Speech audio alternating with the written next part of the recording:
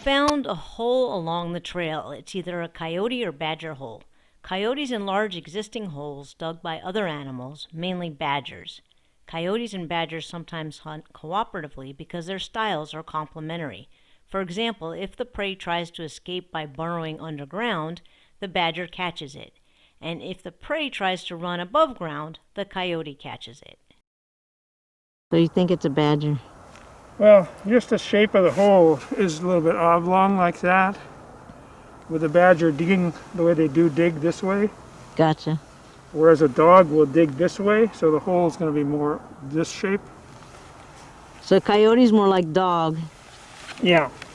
Yep. so it's probably a badger. Cool.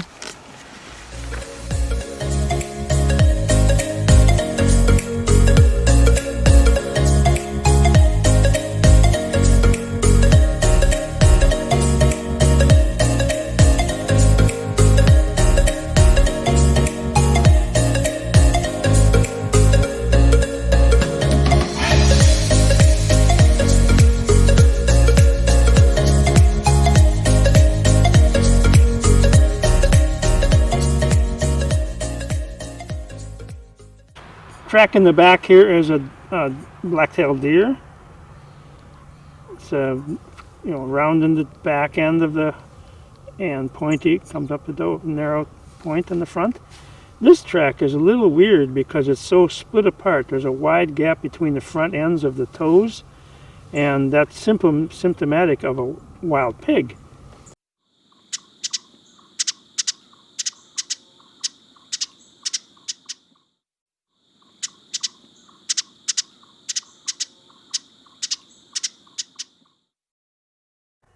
After a mile on the Chestnut Trail, we reached the Skyline chestnut orchard that was originally planted by a Spanish settler sometime after 1847.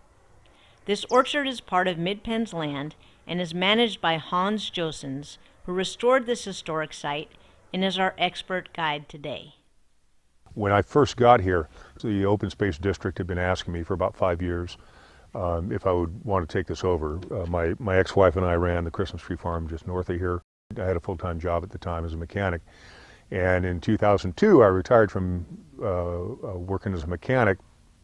And in August, they said, hey, take a look at the orchard. So I, for the first time, set foot on this property and walked through, and I fell in love.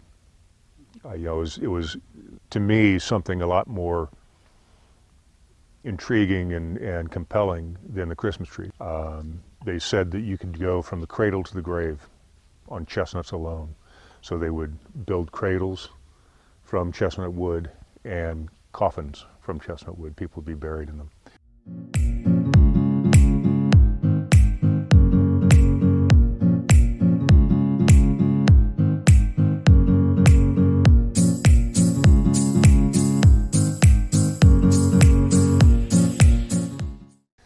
So in 1906, the chestnut blight was introduced to the Bronx Zoo through some Chinese trees that were imported. They didn't really have any sanitation as far as botanical sanitation, so they didn't do any testing or quarantine or anything like that. Once it started, it ravaged the entire American chestnut throughout its habitat, and it destroyed all of them within about 15 years. And they were so numerous that they supported entire communities, not just from the chestnuts themselves, which would be harvested and bagged and then put on trains and sent up to New York or to the cities and used as food for the households. They'd make it into flour, dry them, and crush them, mill them into flour.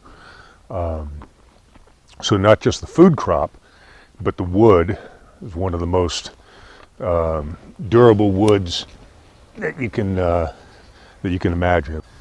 They're wind pollinated. The tree has both male and female flowers. The female flowers are what we see in the burrs growing, and then the male flowers are these catkins. And they do produce pollen and nectar. Not all flowers produce nectar. So they actually do attract my honeybees, which I have here, and they do make a fantastic honey. Many honeys will be flavored by, they'll taste kind of like the fruits of the plants that they get the nectar from. The chestnut honey is this just really warm, deep, delicious, very earthy flavor. I liken it to pecan pie.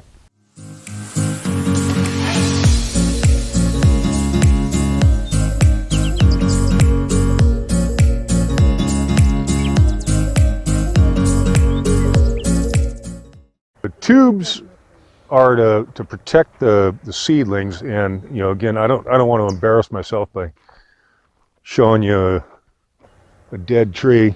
Nope. See, this is one of the smaller ones. So that's for watering.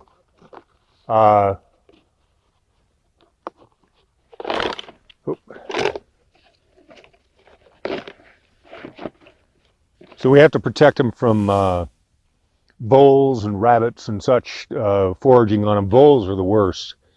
Voles are like a small mouse or a large mouse, small rat, and they just they'll eat the whole tree. They're worse than rabbits.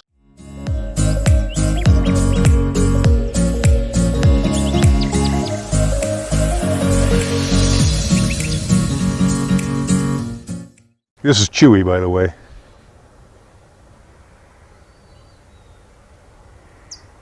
Chewy and I are new to each other this year. We were introduced back in January. He was a rescue. He's done me a lot of good.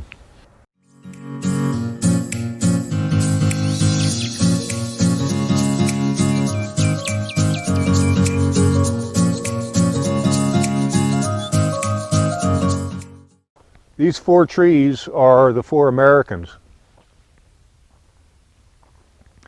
And you can tell the different types, the different varieties, by looking at the leaves. And some of them have grafted on different varieties. Like this branch here looks to be Japanese from the small leaf. It's very narrow and toothy. Whereas if you look at these over here,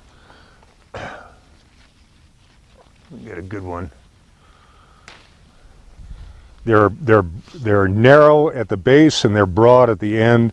Very, very toothy. This is American chestnut, Castagna dentata.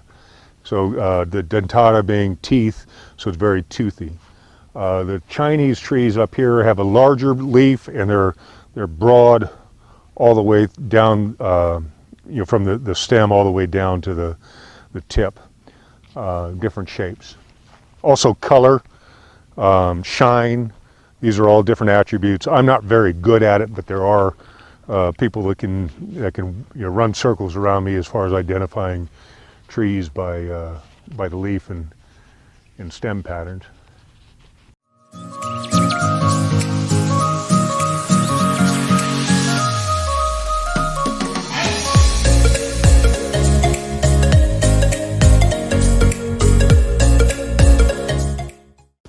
You see on the tip here, you've got these little. Yeah, what are those? So those are the female flower pistils, and that's what gets pollinated. And if they get pollinated, it'll produce a nut. If they don't, you get an empty shell, flat empty shell. So that's not pollinated. That one got pollinated. Wow. And then again, right there, that's the pistils from the female flower. Wow. And the female flower grows into that burr. When they're young, it's just like this little tiny spiky ball, and then you can see the male flowers grow on the same stems. You can see a few of them sticking out here. That's what they got. Oh, okay. I was wondering what that was.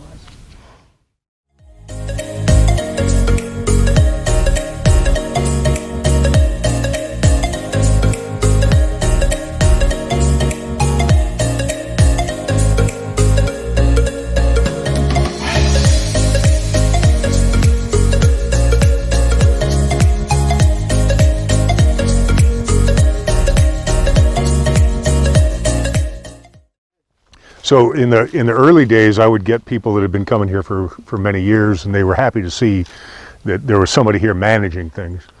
And there was this one guy, Mario, old Italian guy, and he was in his 80s. He's passed away a few years ago now. But Mario, he was one of these guys. He'd come out, and he had the trees that he wanted to go to. One day he comes in here, and I gave him these 5-gallon buckets, and he gathered 3 5-gallon buckets, which hold about 35 to 38 pounds each. 3 of them in an hour, by himself. Old man in his 80s. Then there was another couple that would come in, and they were some of the first customers I ever got. And I had set up, I had this old tin shed that was out there. It's gone now. And I was charging like $2 a pound. I mean, just to kind of give the idea, hey, there's a new sheriff in town. Things are a little bit different. And so I just enough to kind of give them that flavor. And these old folks come up, and they get out of the car, and they're these little tiny Korean people, and they're in their 80s or 90s. And they didn't speak any English at all. Of course, I don't speak any Korean, or didn't speak any at all. And okay, it's $2 a pound, and they're nodding and laughing and speaking in Korean. I didn't know what they were saying. I don't know if they knew what I was saying, but they just kind of wave and they keep on walking. They come on back here. This is the first thing in the morning. About 4:30 rolls around, 5 o'clock rolls around, and I'm wondering, what happened to these old people, and I'm starting to get worried. So I close up my shed out there and lock up the register, and I start walking back here, and about halfway back to the trees, here comes this old lady, and she's got 2 of those 50-pound rice bags, those cloth rice bags, right? She's got 2 of those, one on each shoulder, and she's just walking along. And she looks up and she smiles and she talks to me in Korean, and we go over and I help her unload. I'm thinking, where's the old man? What happened to him? And of course she couldn't answer me. And so I walk back with her, and he's back here, and he's got 5 more of these 50-pound rice bags. And so she grabs 2 of them, I grab 2 of them, or he grabs 2 of them, she grabs 1, and we hike out, and they were happy to pay for them. They just paid me what I was asking, no complaints, which was kind of unusual. Yeah. And then they would come back week after week, same thing. Show up early in the morning. I give them my wheelbarrow now because I know they're going to be harvesting a lot, and a few years went by, and I still had no idea about them, other than they were great customers, and they were some of my favorite customers. And then one year they didn't show up, and turns out the old man had passed away that year. The following year, the older lady, she comes out with some of her grandchildren. And the grandchildren spoke English, and I'm going, so what's the story? What's the story? And well, it turns out he owned, the couple owns a bunch of apartment buildings in San Francisco that are largely Korean. And Korean culture has a huge, very, very close attachment to the chestnut tree because they grow there naturally. And so they would, harvest them here, bring them up there, and sell them. And they were happy to pay whatever I was asking. They'd pass the cost on to their customers. And then she passed away the following year. But it was kind of fun.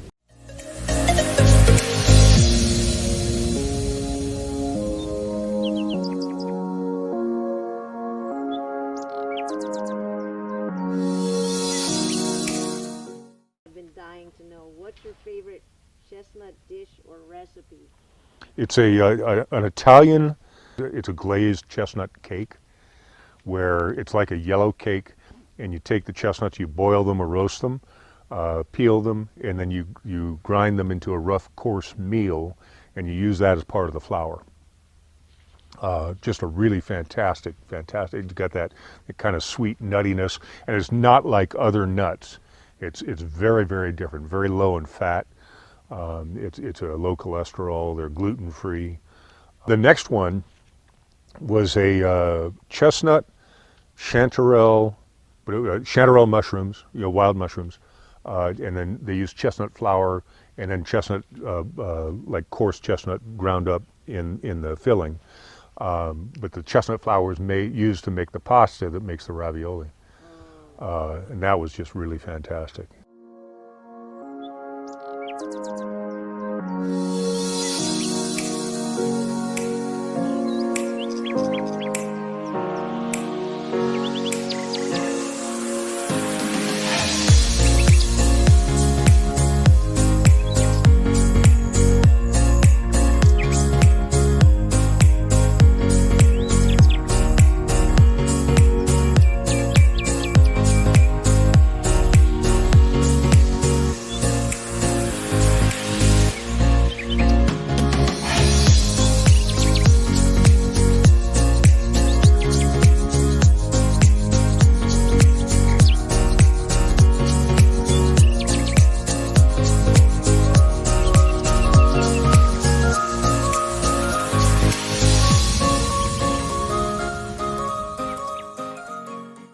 We reached the Horseshoe Loop Trail that runs around the perimeter of the lake and is home to many different songbirds, such as orange-crowned warblers, golden-crowned sparrows, and dark-eyed juncos.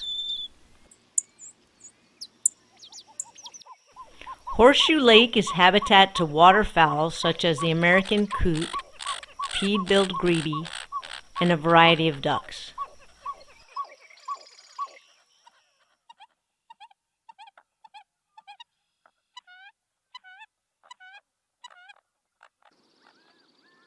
This raft of ringneck ducks are medium-sized diving ducks with black upper parts, a weakly tufted purple-black head, black neck, upper breast, and tail, a hard-to-see cinnamon collar, white lower breast and belly, pale gray sides, and a blue-gray bill with a white ring near the black tip.